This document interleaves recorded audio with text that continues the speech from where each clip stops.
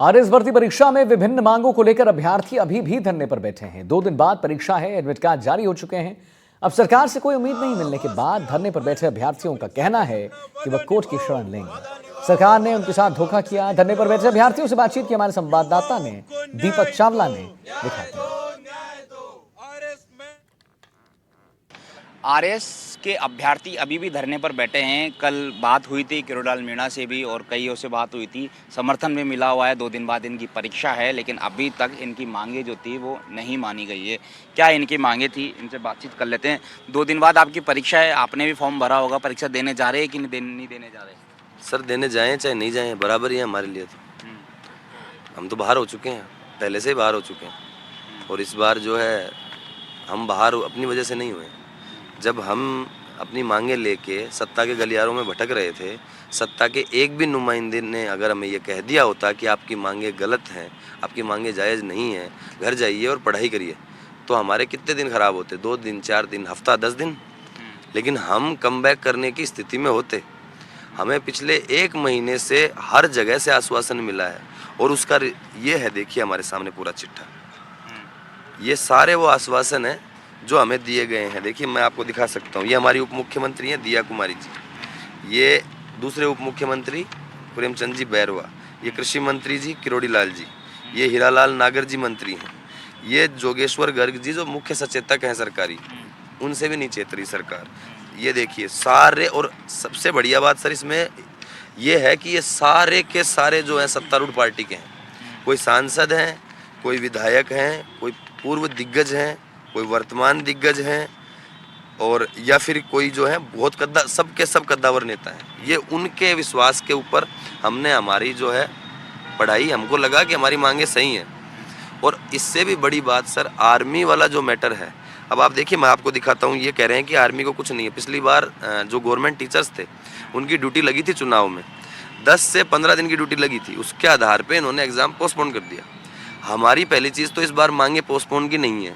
हमारी मांग है कि पहले 2023 का अंतिम परिणाम जारी हो, उसके बाद आप 5 दिन बाद परिणाम दे दीजिए, 6ठे दिन हमारा पेपर ले लीजिए, हम तैयार हैं। आप रिजल्ट तो दीजिए। वो बच्चे सर वापस बैठेंगे इसी एग्ज़ाम में, और वो टॉप की जो क्रीम पोस्ट है वो खा जाएंगे। विकास जी, आप तो कई आंदोलन में रहे हैं, क्या लगता है कितना मुश्किल है? अब तो 2 ही दिन बचे, अब तो ज़्यादा समय बचा नहीं है, तो अब ऐसे में क्या आगे का रुख रहने वाला है आपका? देखिए सर, युवाओं के साथ सरासर धोखा हुआ है। अगर इनको पोस्टपोन नहीं करना था तो मदन राठौड़ जी को इतने बड़े बड़े वादे नहीं करने चाहिए थे। अमर जवान ज्योति जैसी जगह पावन प्रांगण में आकर ये लोग वादे करते हैं, मिठाई खिलाते हैं, मुंह मीठा कराते हैं, बच्चों का अनशन तुड़वाते हैं। ये सरासर अन्याय है। राजस्थान के 2 मुख्यमंत्री पत्र लिख रहे हैं, जिनका काम एक्शन लेना था वो पत्र लिख रहे हैं। भाई पत्र किसको लिख रहे हो? मुख्यमंत्री भी एक पत्र लिख दे कि मेरी नहीं चल रही, यहाँ पे बता दे राजस्थान में चल क्या रहा है। आपके सत्ताधारी पार्टी का प्रदेश अध्यक्ष इस बात को स्वीकार रहा है कि मैं इस बात से सहमत हूं कि पेपर को पोस्टपोन किया जाना चाहिए। आपके 2 मुख्यमंत्री, उप मुख्यमंत्री सहमत है, 40 विधायक सहमत है। फिर दिक्कत कहाँ आ रही है? सरकार में अलग अलग पावर सेंटर बने हुए हैं। ये सरकार के अंदर स्पष्ट रूप से अविश्वास का माहौल है कि जिस तरह से मुख्यमंत्री और उप मुख्यमंत्रियों में आपस में टकराव की स्थिति है कि मुख्यमंत्री इन लोगों की बात मानने को तैयार नहीं है। तो भाई बात किसकी मानोगे इस लोकतंत्र में? जनता जनार्दन सर्वोपरि है। पिछले 10 दिनों से युवा यहाँ पर बैठा है, भूख प्यास और इस धूप के अंदर बैठा है, कोई सुनने को तैयार नहीं है। एक सरकार का मंत्री किरोड़ी लाल आता है, लेकिन उसको सरकार हर मुद्दे पर नजरअंदाज कर देती है। तो फिर सुनोगे किसको आप? देश में अपनी अलग पहचान रखने वाला राजस्थान ऐतिहासिक किले, महल अब एक और इतिहास बनाने जा रहा है, उसके लिए भी जाना जाएगा। प्रदेश का सिरमौर आमेर महल राजस्थान में रिकॉर्ड तोड़ रेवेन्यू जनरेट करने वाला पर्यटन स्थल बन गया है। कोरोना काल के बाद अब तक का आमेर महल की आमदनी 11 करोड़ हो गई थी। प्रदेश की बात करें तो इस बार इन महल हवेलियों समेत तमाम पर्यटक स्थलों ने 23 करोड़ रुपए की आमदनी की है। अकेले आमेर की महल की बात करें तो 5 महीने में 11 करोड़ रुपए अर्जित कर अपना दबदबा इसने कायम कर रखा है। जयपुर के ऐतिहासिक पर्यटन स्थलों को देखने के लिए तकरीबन 7 लाख से भी अधिक देश और विदेश से पर्यटक सामने आ रहे हैं। गुलाबी नगरी की शान कहे जाने वाले आमेर फोर्ट को लेकर एक डेटा जारी किया गया है और उस डेटा के अंदर सबसे बड़ी बात यह है कि आमेर फोर्ट ने पूरे प्रदेश के अंदर जो हिस्टोरिकल पैलेस होते हैं उनके अंदर सबसे ज़्यादा जो है राजस्व इकट्ठा करने वाला जो है पैलेस बना है। इसी को लेकर हम तमाम उन जो पर्यटक हैं उनसे बातचीत करेंगे, क्या कुछ कहेंगे, क्योंकि जिस तरीके से जो ये सूची जारी की गई है, ये 5 महीने की सूची है, जिसके अंदर अकेले आमेर ने जो है 11 करोड़ रुपए से भी अधिक की इनकम है वो जनरेट की है। मेरे साथ कुछ टूरिस्ट हैं जो अलग अलग जगह से आए हैं, उनसे बातचीत करेंगे, क्या कुछ कहेंगे, क्योंकि आमेर है वो अपने इतिहास के लिए, अपने जो कह सकते हैं कि संस्कृति और जो विरासत होती है उसको संजो के रखे हुए है, और इसी को देखने के लिए, इसी विरासत को देखने के लिए जो है देश विदेश से जो पर्यटक हैं वो यहाँ पहुँचते हैं। सबसे पहले मैं बाबूजी आपसे जानना चाहूँगा, आपका क्या नाम है? जितेंद्र सिंह। जितेंद्र जी, अभी जिस तरीके से आपने यहाँ पे घूमा है, क्या कुछ कहेंगे, क्योंकि आमेर फोर्ट के बहुत अच्छा लगा। पुरानी संस्कृति को दिखाने के लिए यहाँ के लोगों का बहुत बहुत धन्यवाद, और हमारे पूर्वजों का, ये लोग हमारे पूर्वज हुआ करते हैं। 500 साल पुरानी संस्कृति को आप लोगों के शासन द्वारा या सरकार द्वारा जो भी बचा के रखा गया है वो बहुत अच्छा लग रहा है। देखकर बहुत अच्छी अनुभूति हो रही है, और फिर दोबारा आने का भी प्रयास किया जाएगा। आपका क्या नाम? मेरा नाम राहुल पालड़िया है। मैं अक्सर आमेर आता हूँ, और आमेर एक यूनेस्को में शामिल है, और one of the best artefact culture ये देख सकते हैं। और बहुत सारे लोग आते हैं, टूरिस्ट आते हैं, मेरे फैमिली फ्रेंड से जब भी कोई जयपुर आता है तो उनकी एक वन ऑफ द डिमांड रहती है कि आमेर ज़रूर चलना चाहिए। अभी भी मैं अपने फैमिली और रिलेटिव्स को लेके आया, आमेर दिखाने के लिए क्या आया हूँ। 5 अट्रैक्शन है, सबको देखने चाहिए, जिसमें शीश महल, दीवाने खास, दीवाने आम, जो कि बहुत कलाकृति है। छोटी छोटी चीज़ें ऐसी हैं, सिर्फ फ़ोटो खिंचवाने के पर्पज़ से नहीं, उनको समझे, फील करें, ये ऐसा फोर्ट है और ये डिज़र्व करता है, जो अभी आपने बिल्कुल कहा है।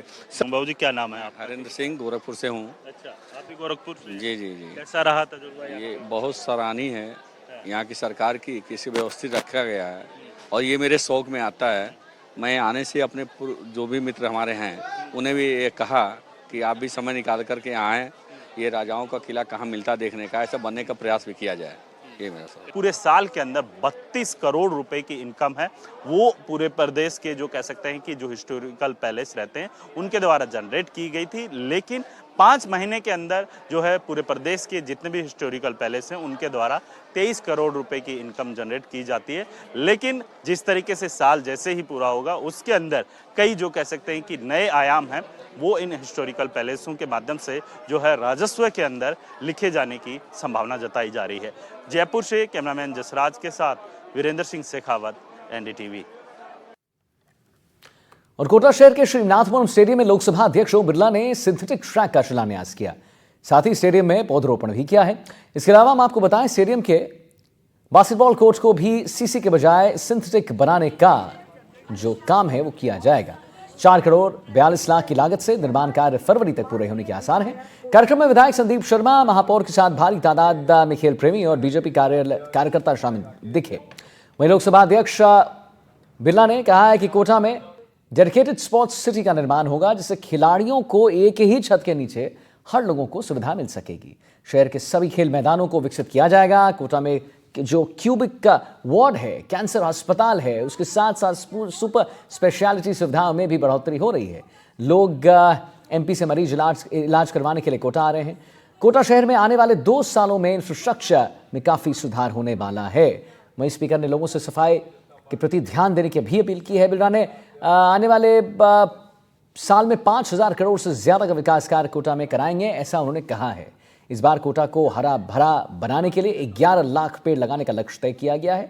इसके साथ ही हम आपको बताएं, लोकसभा स्पीकर ओम बिरला ने कोटा को ग्रीन सिटी, क्लीन सिटी बनाने की अपील करते हुए ग्रामीण और शहरी इलाकों में लोगों से ज़्यादा वृक्षारोपण करने की अपील भी करती है। कोटा में आने वाले समय में एक छत के नीचे सारी खेल सुविधाएं होंगी और उसको स्पोर्ट्स सिटी के रूप में डेवलप किया जाएगा। राष्ट्रीय अंतर्राष्ट्रीय जितने भी खेल हैं वो सारे खेल की सुविधाएं एक प्लेटफार्म पर लोगों को मिल जाए, उसके साथ उनको ठहरने की सुविधाएं मिल जाए, ताकि हम इस हाड़ौती संभाग में राष्ट्रीय अंतर्राष्ट्रीय स्तर के खिलाड़ी तैयार कर सकें। आज के प्रतिस्पर्धा युग में